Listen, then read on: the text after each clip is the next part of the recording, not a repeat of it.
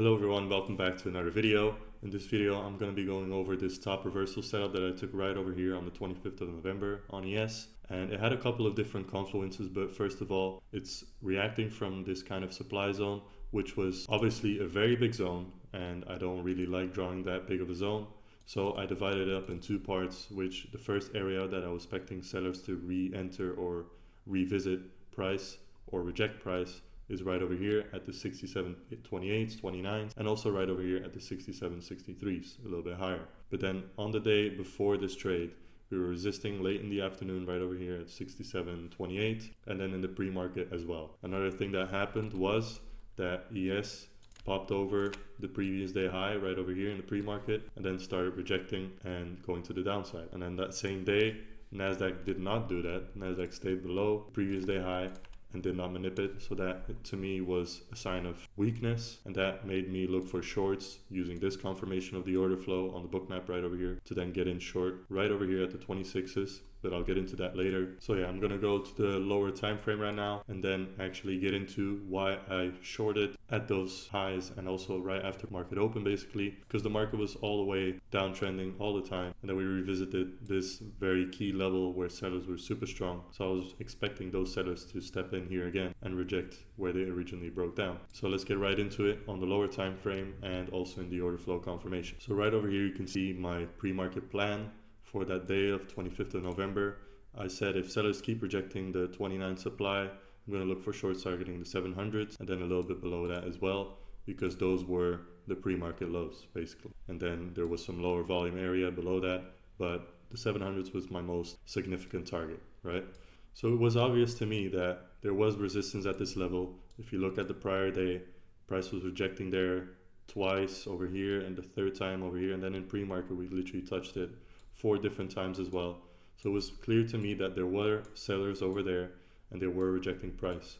So then as soon as market opened, I was expecting those sellers to be there again if price obviously went into there, and then look for those same sellers to then take the market short, targeting those pre-market lows and a little bit further even as well. But I targeted pre-market lows because that's just the most obvious target.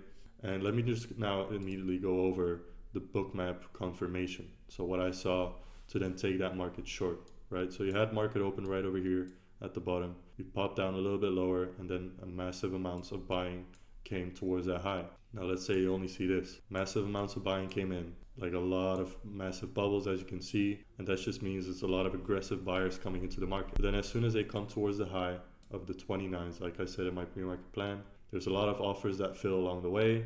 Then as soon as they come to the 29s, that offer get filled and it doesn't push up higher. Price doesn't go higher and the buying kind of stops and is not able to push price higher above the 29s. Then you see some aggressive selling coming in, but nothing too significant yet.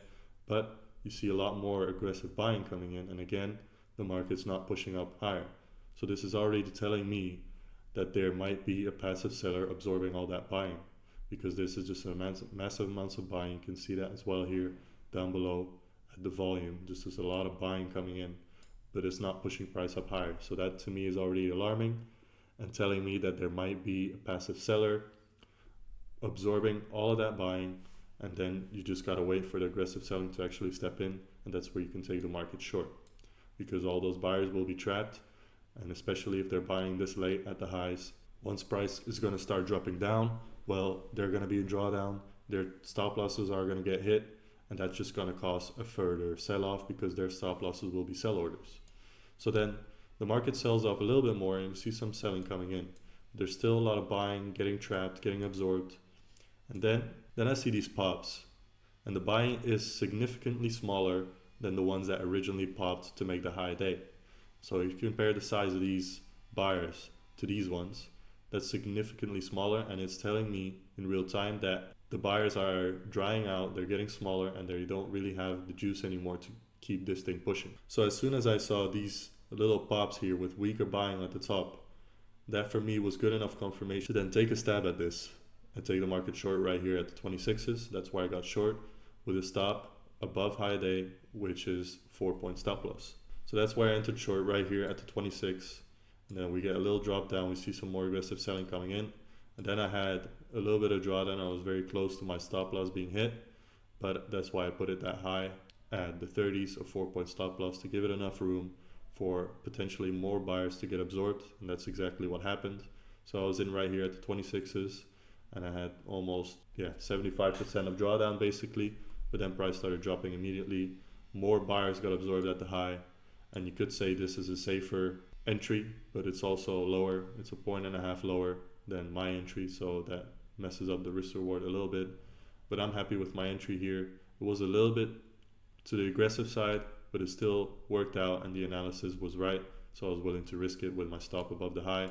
And then price started selling off very, very aggressively. And if you zoom out on the Bookmap, look at how much buying there is here at the high, which just didn't go anywhere. Like all of this buying here, massive amounts of buying, did not go anywhere and wasn't able to push price higher.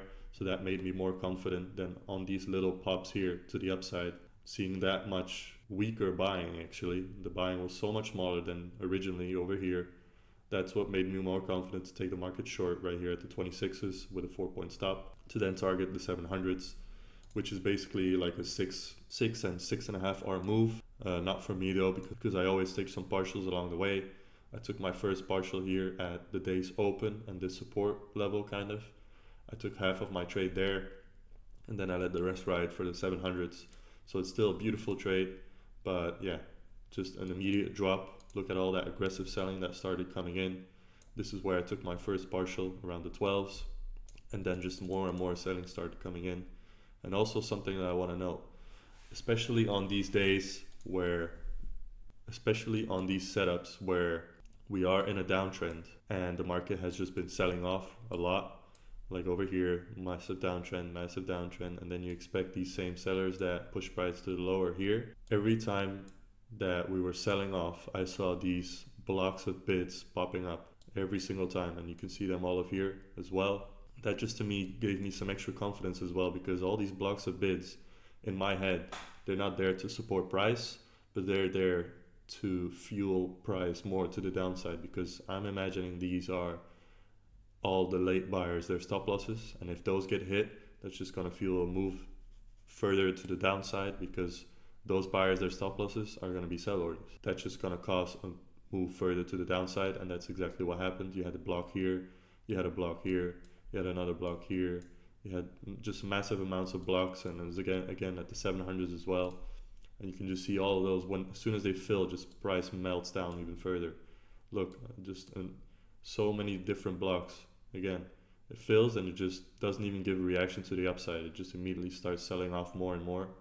And that to me tells me those are buyers, their stop losses. And here again, look at that, just a massive amounts of selling. And even if those bids fill, it doesn't even give a reaction to the upside.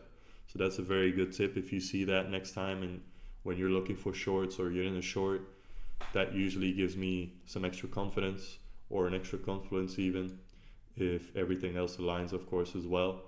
So yeah, that's basically how I caught this top reversal setup using the order flow. I saw this very key area of resistance where price previously was supporting, it broke down. So then when we revisit this level, I'm expecting those same sellers that broke down that support level to step in again and reject that level again. So that was basically my analysis, because here we started rejecting, here as well. ES popped above previous day high and Nasdaq didn't. Then we started immediately rejecting and failing, while Nasdaq was very weak as well, as you can see. Started selling off even already in the pre-market. So all of those things gave me multiple pieces of context and confluence to actually take this short trade. And then when I saw those trap buyers at the highs right over here, massive amounts of buying that's not going anywhere, that's unable to push price higher. And then on these pops, I see weaker buying. That was good enough for me to take the market short, and then write it down to my level of the 6700s, which was a beautiful trade. It went very quick as well, just a couple of minutes. I entered this trade right over here, which was 8 minutes into market open, and I was out of it, fully out of it, around not even 10 minutes later, like 7-8 minutes later. So yeah, very good analysis, very clean, just overall clean analysis, just overall clean execution as well. And I like these quick one and done type of trades on the day. So if you enjoyed this video, if you have any questions about them, or if you have any questions about how I view the order flow, or how I prepare these levels, or how I come up with these levels, let me know in the comments. and I'll be sure to get back to you or even make a video about it. So I hope you enjoy the video. Please like, comment, and subscribe, and I'll see you in the next one.